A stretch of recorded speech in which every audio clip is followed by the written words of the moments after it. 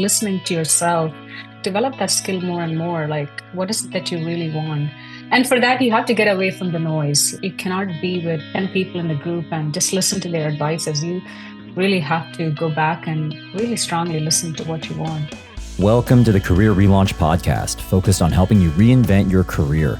My name is Joseph Liu, and I'm here to help you gain the clarity, confidence, and courage to manage the ups and downs of making a career change so you can do more meaningful work and enjoy your professional life.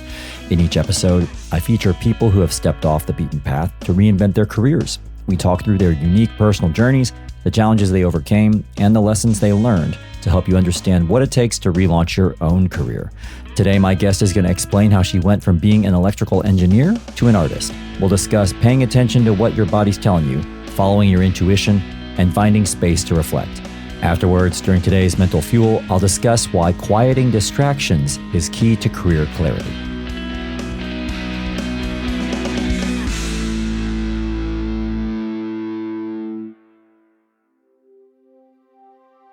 I don't know about you, but these days, I feel like I have to really fight to maintain my focus. I've never really thought of myself as someone who gets easily distracted, but recently I've started to kind of doubt this. On top of bouncing between work, family, life admin, social life, exercise, and whatever else is important to you, there's also no shortage of distractions out there, from doom scrolling through social media posts or news feeds, to app notifications, to endless amounts of content that's just a tap away on your phone. In the context of your career, as much as I find platforms like LinkedIn to be super handy for sharing and receiving professional updates, it's also a place that provides endless points of comparison. And whether you go onto LinkedIn or Reddit or reach out directly to people in your network, if you ask people for their advice about what you should do at a career crossroad, I think you'll find that people aren't shy about sharing their opinions with you. Remaining focused on what you want and not allowing external voices to sway you too much is often half the battle in finding work that's right for you. Today, I'm speaking with Sangeetha Gopalakrishnan, who's had to find ways to quiet the influences around her so she can focus on pursuing a career that makes her truly happy. Sangeetha spent nearly 2 decades as an electrical engineer in semiconductor chip design before deciding to make a big change. She grew up in India, moved to the US for grad school in electrical engineering, and built a solid career designing chips, managing teams, and leading projects. But over time, something inside her kept nudging her toward a different life. So in 2024, she left her job to become a full-time outdoor oil painter, hiking into remote places to paint landscapes using sustainable, non-toxic materials. She also leads a women's hiking group with over 1,000 members in Southern California, helping others find confidence and connection in the outdoors. Her story is about choosing purpose over predictability and having the courage to start again. Now, one of the things that really struck me about Sangeetha's career choices is that she had to really focus on what she wanted and avoid the trap of just doing what she felt she should do or how others thought her career should look. I think she can teach us all something about why it's so important to stay true to yourself during the pivot points in your professional journey. You can get all the show notes from today's conversation at careerrelaunch.net/108. Sangeetha spoke with me from Irvine, California. Okay, Sangeetha. Well, thank you so much for getting up early over there in California to join me here on the Career Relaunch podcast. It is great to have you on the show. Thank you. It's my pleasure. I would love to start by hearing a little bit about what you're focused on right now in your career and your life. So maybe we could start with that, and then we can go back in time and talk about your pivots along the way. As you can see in my background, that speaks volumes about what I do now. I am an artist. I'm a fine artist. That means I do these finished oil paintings. I get inspiration from the outdoors.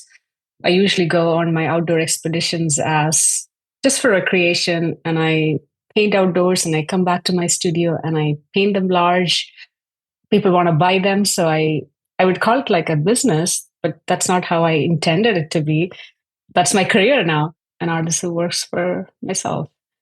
I know you got into this a little bit. You talked about oil painting, but how would you describe your style of art and your focus as an artist? What do you like to paint? Do you have a certain theme around your art? I would call myself a plein air landscape artist. So plein air I think it's a French word that means outside. So the style is that you go outdoors, you paint what you see. So you're actually capturing the emotions, the exact feelings that you get from looking at a scene, not from a photo, but an actual scene, and you paint it. And I do those on my hiking trips and go onto these remote trails and capture them. And I usually capture them small, like small canvases, and I bring them home. And the ones that really speak to me, I paint them large. And these are done using oil paints. And there's several ways that you can do it. People use like plenty of colors, people use certain kinds of paints, but I do all non-toxic paints in my oil painting process. I use only four colors and it's done in an impressionistic style. So if you look at it, it's not a photorealistic. It's not what you see in a photo or even like exactly how you see in the landscape, but it's an impression of what I see. So you can bring the painter's emotions onto the canvas. So it's a different style of paint making. That's amazing that you're painting with just four colors. Because when I see your background, this is an audio podcast, but when I look at your background and some of your paintings there, I would just assume you're using the whole rainbow of colors out there. So that's very interesting. I love challenges. So just with four colors, as you know, with color theory, you can make the infinite spectrum of colors. Interesting. I know that your art business is also a California green business. So it's certified for your use of sustainable art making, the non-toxic paints. Why is it that people don't do that? Like, why don't more artists follow the sustainable art making process? Because to me, that sounds like a great way of doing it. It's just the same reason as why people wouldn't do sustainability in any part of their life, right? Like, that's how everyone has done. So you just go with the flow and you never question it because the masters have done it with all the chemicals. And so you think, oh, that's the only way. That's the way I'm supposed to do. But I've grown up because of where I grew up and my family values. I always was drawn to doing things in a green way, eco-friendly way. So when I first started painting, I was shocked by the amount of chemicals these artists were using. I took some workshops and the teacher was like mixing up all these chemicals in this. And she was saying, oh, let's leave the windows open because we have to let the fumes out. I'm like, this is not making any sense. So I started doing some research and doing my own experimentation. And I figured you can use less toxic paints. You can use zero chemicals in your studio or outdoors. And I started trying it. And I'm like, yeah, none of my paintings need those things that everyone is using. That intention of wanting to do. And most people are not aware of it. They're not thinking about that. You haven't always been an artist. You were once an electrical engineer in the semiconductor chip industry. But before we get to that, Sangeetha, I would really love to start by hearing more about your early years. And you alluded to this, where you grew up. Where did you grow up in India? And what do you remember about your childhood there? I grew up in South India in the state of Kerala. When I say Kerala and describe it, it would be very different from the rest of India because Kerala is very tropical, closer to the equator, and it's very green, full of coconut trees, humid, very green, lush state. We get a lot of 6 months of rain almost because of the monsoons. It's called God's own country because of people feel how blessed it is for how it looks and the abundant resources. So that's where I grew up until I was 18. I lived in Kerala until I moved out to do engineering. What I remember is, my childhood, I grew up in a family which is very middle class. My parents were central government employees. They worked for the Department of Telecommunications. They were focused on giving education to their two daughters. Very blessed to have been born in my family. I was like a math science nerd. I just focused on solving math problems. Like that wasn't like my thing. Was that because you liked it or was it because you were I encouraged? loved, came very natural and obsessed with math and physics and all that. We lived in an area which was so green and beautiful. And so we always played outdoors, even though I was drawn to books. All our playing time was outdoors. We had a huge backyard with like all the tropical fruit trees and we had a swimming hole. built by our grandparents. We would swim there every day after school. And what I remember is being attached to the books and then go outside and play. It sounds like a really lush and wonderful childhood, one that I think a lot of kids these days would love to have, just the freedom to be out and playing and enjoying the outdoors. What made you decide to move to the United States? That way of living, I grew out of that. I wanted to pursue engineering, like further studies. As I got admitted into engineering school, I had to move out of my town because the college was in a different town. So that was the first move out of the hometown. And then I got a job in the city of Bangalore as a junior engineer for Texas Instruments. That was the first company that hired me. So that was the reason I had to move out of Kerala. So I was still in India as for my first job, but I always felt that I could do something more than just living in a small town. As a kid, you're like, oh, I want to see what the world is, like I want to see where this will take me. So I had those ambitions as just to see the world. And that's what I say. I wouldn't say that, oh, I wanted to be a techie and rule the world. Nothing like that. But I had that itch to be traveling and seeing the world, I would say. So in this desire to explore the world, I know you would eventually move to the United States. Where did you land? And what did you then dedicate your career to during that chapter of your life? I worked for 2 years as a junior design engineer at Texas Instruments in India. And that's when I realized I want to do more specialization in electrical engineering. So I applied for a master's degree to the universities in the US. And I got into two of them. One is UC San Diego and one is Columbia in New York. So for better weather reasons, we decided to pick San Diego. Yeah, La Jolla, nice spot. Yeah, I was like, oh my God, this is amazing. You can study in a college right next to the beach. And yeah, so that's where I ended up. That's so funny. I actually almost went to UC San Diego. I visited San Diego when I was a high school student. I loved it. I loved La Jolla. And just like you, I thought, how cool would it be? And I was living in Missouri at the time. So like the idea of living next to the beach and that being college, like that just seems so incredible to me. I ended up going to Northwestern, which is a great school, but like the weather is just really tough. That is a great school. Yeah. It is also quite popular with aspiring engineers. Okay, so you're in Southern California, and then you would eventually move into an area that I know virtually nothing about, which is RF mixed signal IC design. Do I have that correct? Could you explain exactly what that is, like radio frequency design and what you were working on? That was my specialization for my master's degree too.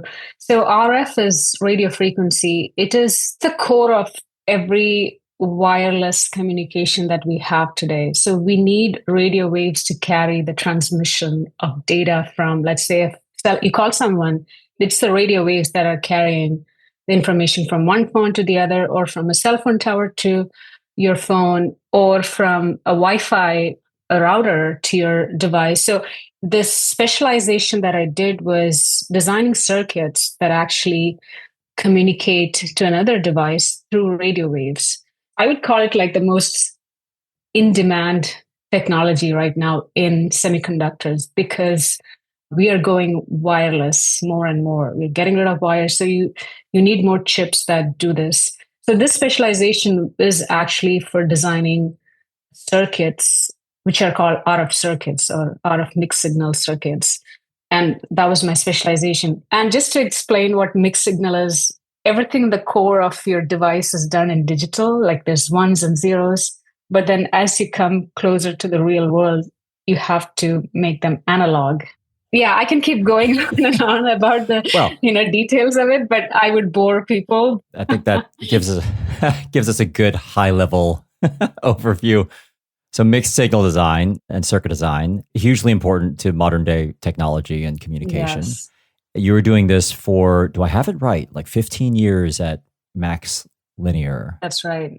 How was that for you? How were you enjoying it? What do you remember about like your level of enjoyment of doing this kind of highly specialized technical work? I graduated right at recession time, 2009, and it was really hard to find a job. But then I landed this job, luckily. And the company was still a startup. It had not gone IPO. it worked like a startup. I was the first woman engineer to be hired, and they worked like 12 hours, 14. I don't even remember how many hours everyone worked. It was a very overwhelming environment when I joined, I remember, but very challenging and also exciting for a new grad because you're learning all these things. It's all these engineers with PhDs and years of experience, and they're inventing things and they're designing these complex things. And being the only woman engineer, the culture, it's very different. Like when you're in a new environment, suddenly you're like, oh, you have to figure all this out in this tough environment. It was a mixed feeling because you had to work really hard to establish yourself and prove that, hey, I can make it here too. So it did take some time. So the initial years were harder. I remember like working really crazy hours. It really, really like took a toll on my health. But then there was that excitement of that'll keep you working because you're so into it and you have these joys of like, oh, I designed a circuit and it's working, and drag you into it. And you're like, oh, I didn't realize all these consequences of it. Yeah. So I would say the initial years were tough, but also exciting. You mentioned there the consequences of working in these intense environments. What do you mean by the consequences? Within a year, I had really bad health problems. Like I was diagnosed with herniated disc from sitting for long hours without moving. My spine had like compressed, and it was like I had like a disc slipped. I mean, that's like the most common way of saying it. And I was only 26 years old. I had sciatica, which is like the shooting pain on my leg that comes from this pinched nerve because the disc is touching it. I had not imagined that my health would deteriorate so quickly because of these long hours of working. So that, I would say, was the biggest thing I had not imagined would happen and the scariest thing. So that caused me to take like some break from work, and I had to take like a 6 weeks or 8 weeks disability leave from work and take a break. Your back is out of commission. You're off work. Were you thinking, okay, once I get better, I'm going to get back into this. Maybe I'll, I don't know, work at a standing desk, or I'm going to adjust my work style or my work habits. Were you thinking at that moment that this could still work out? Or were you thinking, hey, this is something that I need to really reassess, that this long term is not going to be great for me? Like, what was running through your head at the time? The goal was just to get back. I was in my 20s, and I was like, oh, I have to get back to this as soon as possible and work harder. That was like the initial thing. I did get standing desk. I got like changes to the ergonomics were all taken care of. But I remember the whole time I was in bed, I couldn't move. I had to be laying flat on the bed. The moment I get up, it was so painful. But I remember at that age, the thought was just to get back and get better and just go at it. But that was while I was in bed. But then once I started going back to work, I felt that something switched in me. I still remember this nagging thought that, is this really what I want to do? Is this how I want to spend my, the rest of my career? And I remember those thoughts coming, but then I'm like, this is what everybody's doing. I'm no different. And I hear jokingly from other engineers that, oh yeah, once you're in RF circuit design, back pain is your best friend. I'm like, really? Is that? Yeah. So that's like a running joke in the company. And I had this unsettling thought that, oh my God, is this what I want to do? But I had no idea what else I would do. I'm stuck with this career where this is what I want to do, but the way it's done is not right at all. You were enjoying the actual nature of electrical engineering work, but the structure of that work and the demands it put on your body and the work hours and the ways of working, that wasn't quite sitting well with you. I know when we first connected, one thing that you had written to me, which really struck me, and I'm just going to read this, is you wrote, deep down, I'd known for years that I wanted to do something more meaningful and soulful than a desk job. I read that and I was just thinking, what do you think was stopping you from making that move at that point in time? To answer that question, I'll have to tell you, like, one of the things that the doctor prescribed was being active after I had this injury because I was not an active person at all. I was just, like anyone else in their 20s, just focused on work. And the prescription was to be active outside, go to a park and walk or take breaks every 30 minutes and walk.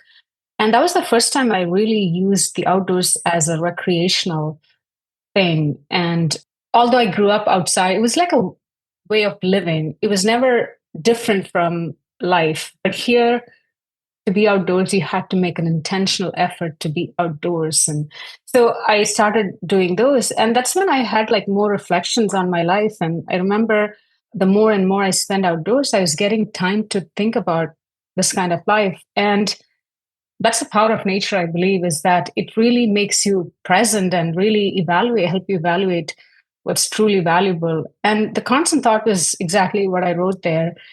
It's just the most soulful thing I want to do. And every time my manager would say, "Oh, in 10 years, I see you the head of the department." And I'm telling you, I wanted to throw up when he said that. It was making me sick. Like I could feel that my soul, that's not what it wanted. Although I loved engineering, and like you explained, the way it's conducted and structured and in the corporate world, I feel it's so wrong.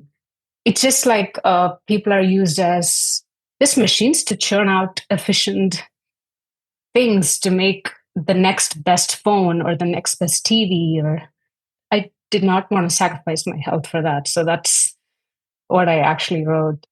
Did you ever think about just changing companies? Did that seem like that could be a solution, or were you feeling like something more radical needs to happen here to my career? If anyone knows anyone working in IT world or the industries, they're all the same. I have a lot of friends, Silicon Valley, all across the world who work in different companies. The story is the same. I knew changing companies is not the way. And I did not know what else. I did not know any other skills, anything else. So I just decided to like stick on and create my own way of working. Like after years, you become the senior person and you have a little more command over your team. And so you can set boundaries. That's the best I realized I could do. Like, hey, I'm coming in at 9, I'm leaving at 5. I'm not available after that. I don't care. So that's what I decided to do. Not change companies, but in the place that I work, let's see how we can make it work. How did that mitigation strategy work out for you over the years? Did that help or not? It worked for a while, but then you end up looking like that person who's not a team player, right? Because you will be the only person who's setting boundaries. And when I became a manager, I was managing teams, and it does not look right for as a manager to be the person who sets the boundaries, but then I expect my team members to work these hours because there are these deadlines to be met. So it did not work well. How did you get yourself out of this? Because it sounds like there's a bit of a conundrum here, which I think many people face when they are at this cusp of making a change. Is I'm not happy with my current work situation. At the same time, it's quite esteemed. I can probably think of a lot of people who would want my position. So I don't necessarily want to just leave it behind. But at the same time, it's wreaking havoc on my health. I can't seem to change the system. What do you do then? Nothing I did was planned. I had this Excel sheet I'd built when I'd said, when can I retire? Just make the maximum money out of this. Just retire. Yeah, put your time in and exactly. earn as much as you can. I create a spreadsheet like where, if you know how compound interest works, you can create all the equations to decide when can you get out of this. I felt that's the best part of this corporate world is that you just make the money and get out as soon as possible. So that's how my brain started working. And then I said, when can I retire? My spreadsheet would say the age I can do it. So I said, by 40, I can be comfortable and let's get out. So that's what I was following my spreadsheet. But even then, like 40 is such a young age to be retiring and not doing anything. And even until the last few years, I had no idea what else I would do. So that's when COVID hit, which, transformed everyone's life. Let's talk about that transition because it sounds like COVID hit. And this is obviously a huge event that affected everybody, their way of working, their way of thinking, their prioritization. And I would love to hear what impact it had on you and how you thought about your relationship with work at this point. It gave me like all the freedom to, work flexibly, and that was great. And then I think 2020 is when I discovered that I had all these like paints lying around in my house, and I decided, oh, okay, let me just try doing some doodling, painting in my house. And one of my friends probably left them there. I found them and I decided to play with them, and I thought, oh, this is looking nice, this is fun. And then I sent it to some friends and they were like, wow, it's beautiful. And then I got into it so much that I was painting on every book cover in my house, a hardbound book cover I found. I was painting on top of it, made them like these beautiful book covers. And I ran out of books to paint on. I was painting on coasters. I was so close to painting my walls. So I became that kid again who was obsessed with something. So that was 2020, and I didn't think much of it. Okay, it's something I liked. And then a couple of years passed. 2022 is when I was taking on this big project at work. It was like the biggest ship that I had led. I was managing teams, and it was such a very stressful time. And I decided to again turn to painting. I remember that, let me just try this and see if maybe it'll be a stress buster. And I was painting every day. I would come home at like 6 p.m. I would start painting at 8 p.m. I would paint into like midnight. Then I would look at my watch and I would be like, oh, I have a meeting at 6 in the morning or 7 in the morning to go to bed. But what I remember is those hours of painting were like the most joyful. That was the start of what I remember as something that really caught my attention and drew me into it. That's really interesting. It sounds like you had this, what started off as a side interest, became a side hobby. Eventually, people really like this kind of work. And you then face, I suppose, I'm kind of reading between the lines here, a bit of a decision of, well, how much time should I invest into this? It sounds like it was conflicting with your day job a little bit in terms of just the hours of the day required. And so what was running through your head about how to balance the two? Actually, I had no thoughts like that. I was still just thinking, hey, it's just a way for me to decompress. Even at that time, 2022, as I seriously had this itch to leave my job. It was very clear to me I had to leave it. But the whole message I could hear from my intuition, if I may say, is just stay. You will know the path when the time is right. And I was not even thinking of painting as something I wanted to do. And I was looking at, oh, maybe a part time job, maybe a consulting job. I was still thinking of engineering as something I want to keep trying, but in a different way. Maybe a medical industry which needs some electronic, design where it won't be as demanding as semiconductor industry. All these thoughts were still going on in 2022. What happened is 2024 came, and again, people may not believe when I say this. I'm someone who goes with a lot of intuition, and it really drives my decisions. It's a very strong knowing.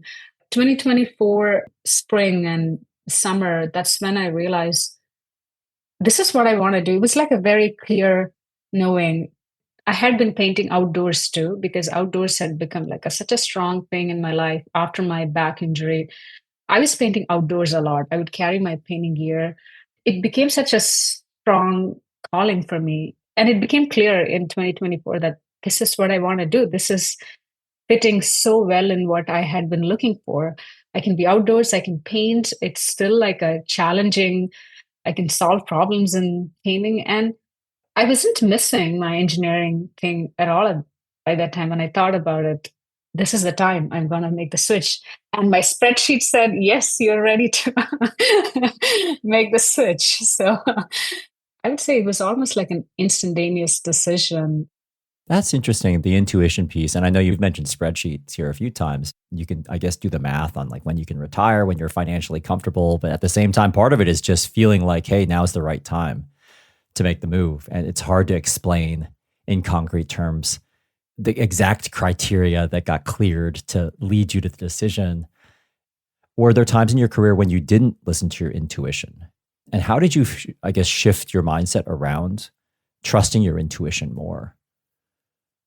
I feel it's actually something that my engineering career has taught me too. Like a lot of times as a manager, or if you're a project lead, I believe one of the strongest points of a good leader is making those decisions which nobody else can.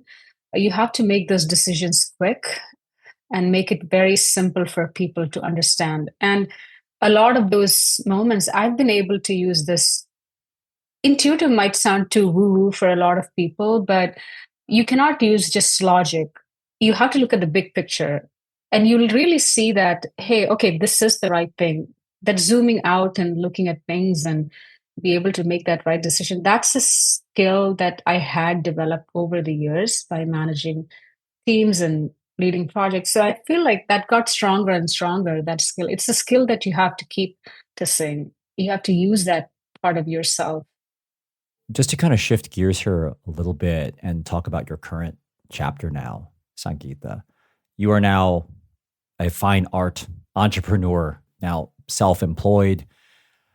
I am really curious to hear about how you thought about how to create a business around your art, because it sounds like, okay, I now know I want to do this.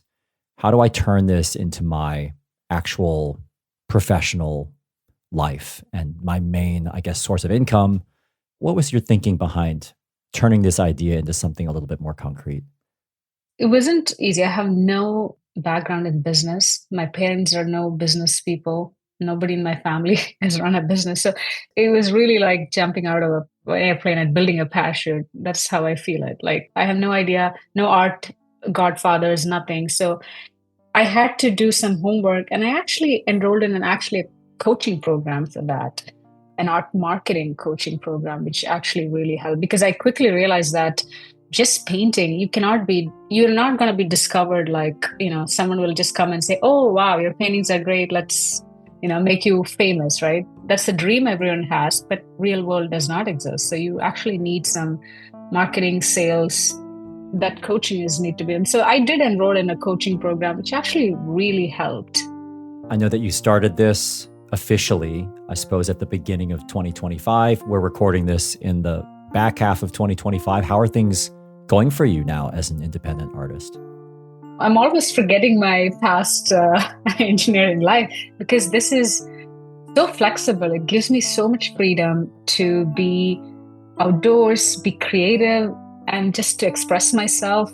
And what inspires me, I can capture it on canvas, create these beautiful things, and also seeing that people really want to spend their money to buy them.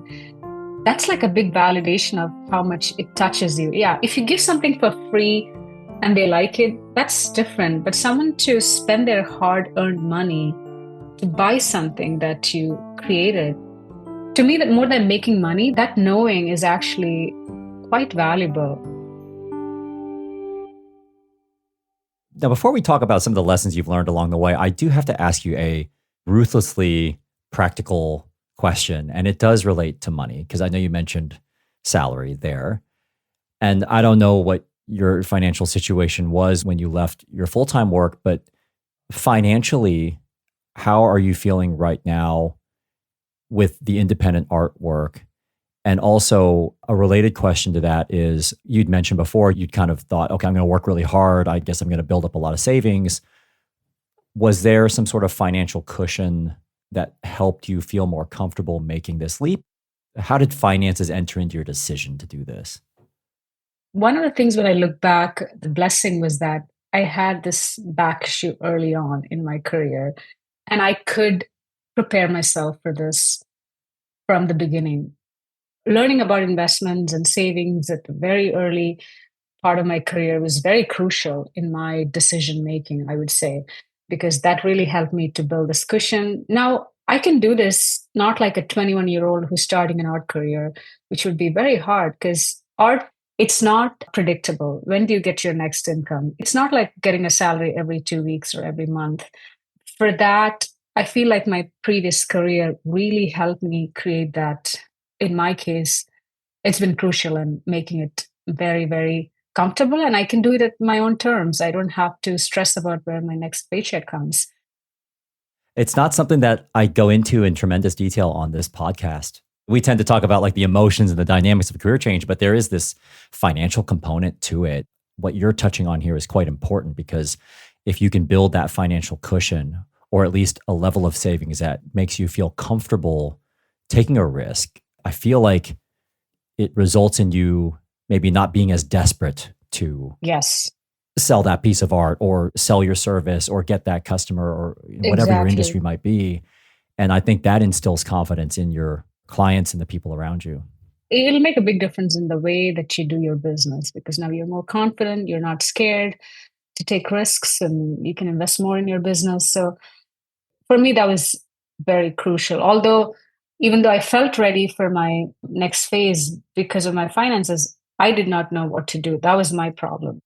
Well, I'd love to wrap up here, Sangeetha, with just a few of the things that you've learned along the way of your career change journey. And I'd love to go back to some of the ideas that you shared with me in your first message that you sent to me about being on the show.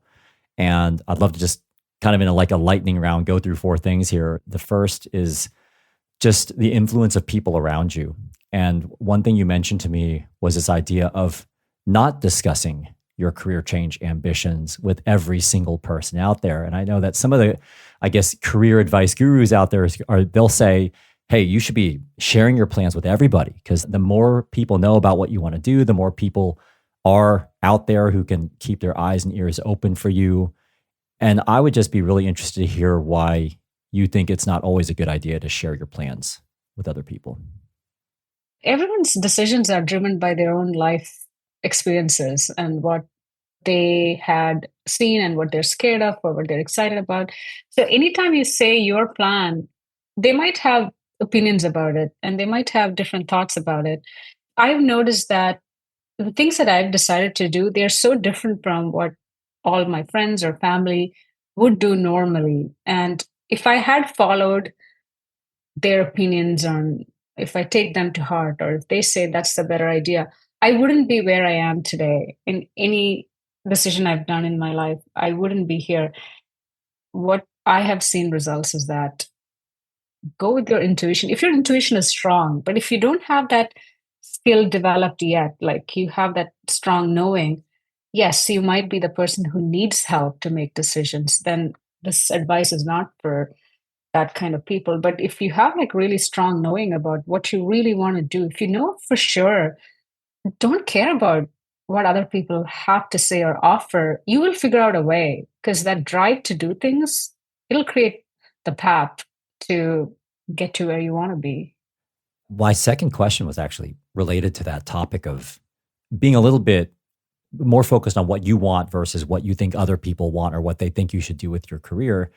Do you have any tips or perspectives on what somebody can do to sort of like stave off that pressure they might be feeling from other people's opinions or input on what they should do?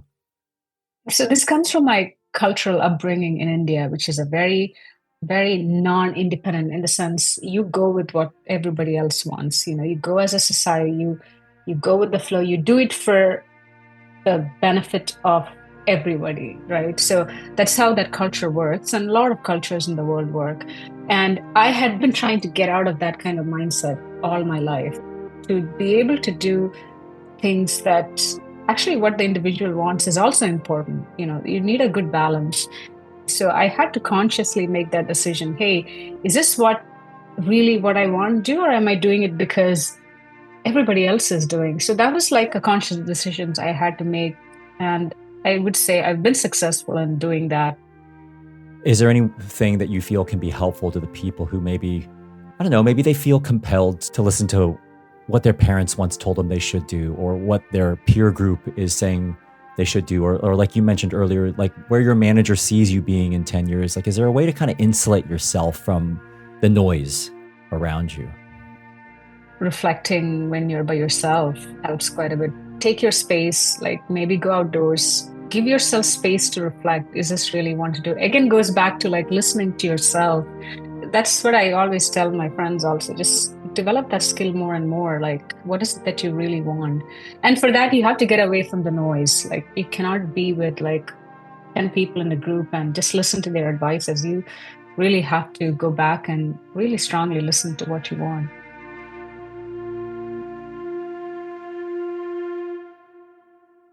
Last couple questions for you, and then I want to finish up by talking about something I know that's quite important to you. I'd love to hear your perspectives on risk taking, especially if there's somebody out there listening to this and maybe they are kind of like me, just kind of risk averse. And that might be stopping them from taking a leap themselves. How do you think about risk and how to manage risk taking in one's career? Risk is definitely subjective. It depends on how much you think you will fail in this compared to how much you think you would succeed. So for me, I was like not a risk taker at all. Again, go with what everybody does, the safe thing. But then the way that I did it was taking small risks, which are not like it's not going to kill you or kill your career, or, taking those small steps and get the confidence like you can do it, like you can make it work, or even showing to the rest of the world that, hey, you thought this was a risk, but I succeeded. Look, I did this. A lot of my friends who are engineers are now seeing that, oh, this is a risk we can take too, changing things. And the world is not going to end because you do it. I would say start with small things that you can get confidence in instead of you don't have to like jump off a plane and prove that, but get the confidence and you can do bigger things. And finally, going from engineering to art is quite a leap if you think about it. Like, if I think about what could be more opposite, you're going from kind of technical, very left brained, logical, non risk loving world to a little bit more of a kind of right brained, creative, maybe more intuitive space. And I'm just curious, like, what have you learned about yourself as you've gone on this career change journey? I do have a correction to make there. I don't know why people think engineering is left brained, analytical, logical. I have to tell you, it's the most creative field ever because what engineers do are you're solving problems and you have to creatively solve problems. I cannot imagine what is the logical part of it, but people think it is. It's the most creative job that exists. To solve a problem, you need to be creative, which is exactly what I'm doing as an artist. It's just I'm using different tools. It's a different set of problems that I'm solving. What I am realizing is that ultimately I'm a creative person who likes to solve problems and enjoy challenges. And I'm kind of done with solving these problems. Now I want to solve these problems and I'm enjoying these tools. So that's the way I look at it. That's good to know. I mean, it is interesting. It's really useful to be able to find those unifying factors between what might on the surface seem like a radical change, but actually what you're saying is, hey, there's actually a lot of common space here that may not be obvious to maybe the outsider, but actually I'm just taking my skills and my experiences and just reapplying them in a different context. And what have you learned about yourself along the way of maybe not this radical career change journey, but maybe the career evolution that you've gone through? One of the interesting things I've learned is that I still have that childlike obsession with learning something new. And I love that. Even as a kid, like I was saying, I was obsessed with solving math problems. And I realized that I still have that childlike obsession and that spark to learn something new, to get really into it and just be lost in it for hours. I do that and I love that. People lose that as once you become, 30s, 40s. I'm 42 and I'm so excited that I can still do it at this age. And I want to have it when I'm 90 or 95, however long I live. And that's what I'm excited about. I would love to wrap up with something I know is important to you outside of art and outside of your now day job, your work. And speaking about being lost in something for hours, I know that you're passionate about being in the outdoors.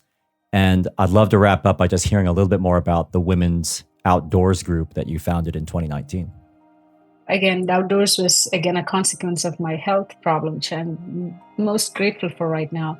And in America, the outdoors are amazing. Like you have this so much land you can explore. The wilderness is like true wilderness. You get in there and you're just incredible land. So I had been exploring for years, and in 2019, I felt that I was at this stage in my life where I can offer that path to someone else because I had been shown the path of the outdoors through some other people who led the way. And I felt I want to create this for other women who have not been able to explore the outdoors. So I started this group with a friend. Then I started inviting friends. It grew slowly, and I organized hikes. We organized camping trips, backpacking trips. We go for days. We just came back from a 10-day backpacking trip in Lake Tahoe. It's 120 something miles we did. Anything that you can think outdoors, we try to organize, and even beginner level events, and invite people, and they can be members and they can go on these trips with me. And it's all free. Like, it's a volunteer thing I love to do because I'm very, very passionate about it, because outdoors was like a place of healing for me and a place of joy for me. And I want to offer that to more people. So that was the goal of it. And it's still going strong. Yeah. We're doing another event next Saturday. So Yeah, I think you've grown that community to over 1,000 yeah. members now. So yeah, that's really great work.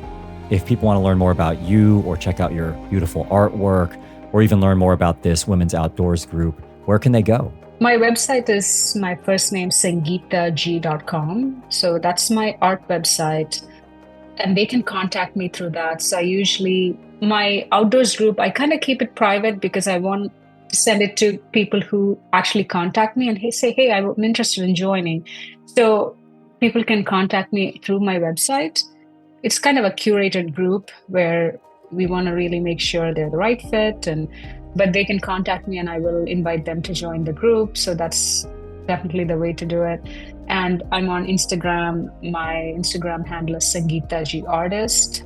I do post all my art and all my next events, and all of that will be there. Well, we'll include those links in the show notes, and I would encourage people to check out your artwork and to follow you on Instagram. Thank you so much for telling us more about your former life as an electrical engineer, your transition into being an artist, the work you're doing to bring like-minded women together to embrace the outdoors, and also just reminding us of how important it is to trust your intuition. So best of luck with all your endeavors, Sangeetha, and thank you so much for joining me here today. Thank you. I mean, it was such a pleasure. I had been telling everybody I met that this podcast is really great. And I know a lot of people who want to make this transition. And I've been sending it to all my friends and family who've been thinking. And it's great to have one place where you can hear so many people have done it and their lessons and learnings. And it's such a great thing that you're doing. So I really appreciate it. Thank you for the opportunity. I love talking to you. Well, that's great to hear. Thank you.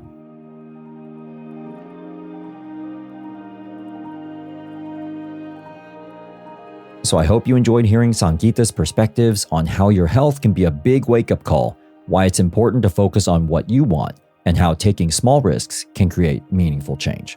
Now it's time to wrap up with today's Mental Fuel, where I'm going to pick up on this topic of getting away from the noise to figure out what you really want.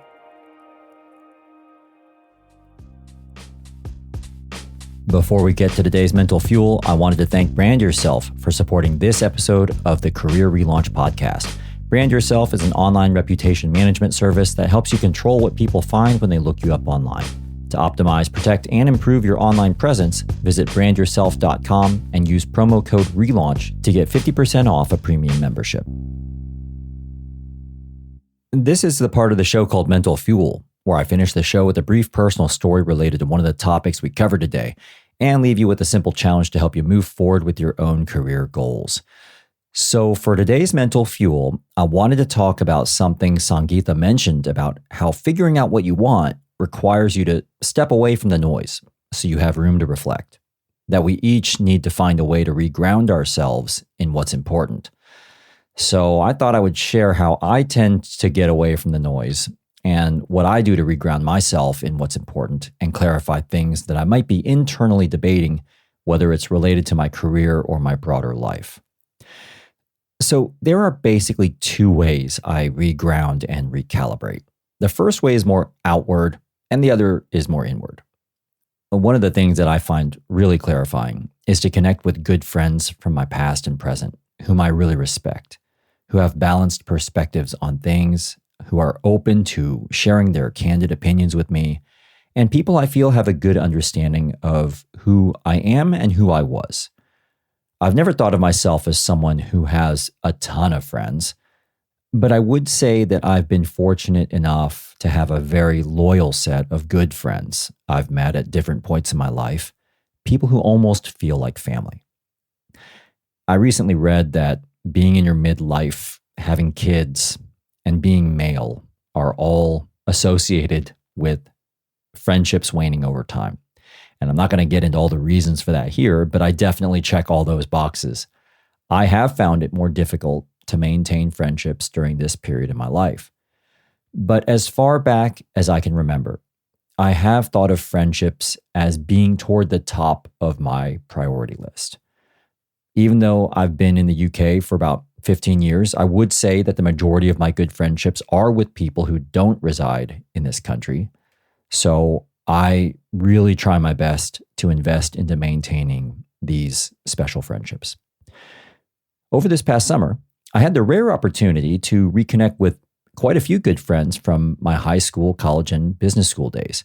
These were friends I made when I was a teenager through to my late 20s.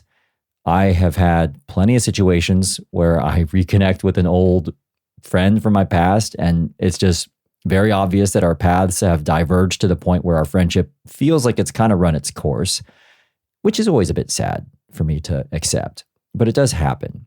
Now, in this case, these people I saw have been friends who have remained in my life for decades, some for nearly 30 years. A few happened to be visiting London, and I also took a rare personal solo trip to Chicago to connect with 3 good friends of mine there from Northwestern, where I went to college. Now, generally when I make an international trip, I'm typically either traveling with family or I'm on a work-related trip, as I am at this moment right now in Madrid to give a talk here. In fact, during this trip to Chicago, a couple of my friends asked me what brought me to town. And what's interesting is that what brought me to town was solely to reconnect with them. This was a bit of a friendship trip. And whether it was strolling along the Chicago River with my friend Hitesh, or browsing through a vintage store with my friend Betty, or messing around on our respective Fujifilm cameras with my friend Eric, this quality time I had with these special friends from my college days was really priceless. We had the chance to sit down and talk about a lot of things like family, aging parents, health, kids, and of course, career. Just the act of sharing stories can be very grounding. And I walked away with a lot of clarity about some things that have been on my mind these days. Connecting with friends is one way that I escape the noise, that I stop, and that I recalibrate. The other thing that I do sounds simple, but it isn't always easy to do. I try to just have a moment of stillness. I'm someone who tends to fill all my idle time. I feel like every day is a gift, so I want to make the most of it. But these days, I'm trying to be better about making sure I also step away from all my devices, turn off anything playing in the background, and build in time to just be with myself. I actually find it very hard to carve out time to do this as a working parent. So I try to couple this with exercise.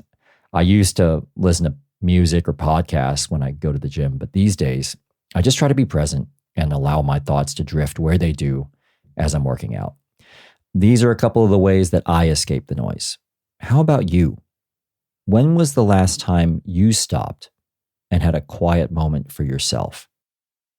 When you weren't listening to anything, when you weren't watching anything, when you weren't trying to do anything, where you had a moment of stillness and quiet, when you weren't disproportionately influenced by the opinions or activities around you. We all need to find ways to occasionally create space for ourselves to reassess and recalibrate what we want for our careers and lives. This takes me to a quote from the Swedish author and songwriter Charlotte Eriksson. Sometimes you need to sit lonely on the floor in a quiet room in order to hear your own voice and not let it drown in the noise of others. So my challenge to you is to figure out one way you can have a quiet moment when you can be still and sort out your thoughts. I'm talking about a moment without the pull of a screen, without the stress of needing to do something, and without the pressure of having to be anything to anyone. Whether you do this on your own or with someone you trust, commit to creating this time for yourself. I know life gets busy, and I know this isn't easy to do, but you might be surprised by the clarity you gain from the momentary pause. A clarity that's way harder to get when you're constantly in motion. If you want to share one way you escape the noise in your career, if you have a question, or if you would like me to feature someone who's made a pivot from one specific industry into another, leave me a voicemail at careerrelaunch.net/108, where you can also find a summary of my discussion with Sangeetha and learn more about her artwork. Again, that's careerrelaunch.net/108. Now, if you enjoyed today's show, I'd really appreciate you leaving me a positive review and rating on Apple Podcasts or Spotify. And be sure to hit that follow button so you can get the latest episodes of this podcast delivered right to your device. Thanks so much for being part of the Career Relaunch community, and a special thanks again to Sangeetha Gopalakrishnan for sharing her story with us today from California. This episode was mixed by Liam McKenzie. Today's music was curated by Jonathan Rinaldi-Pole, and the Career Relaunch theme song was written and performed by Electrocardiogram. I'm Joseph Liu, and I'll talk to you next time.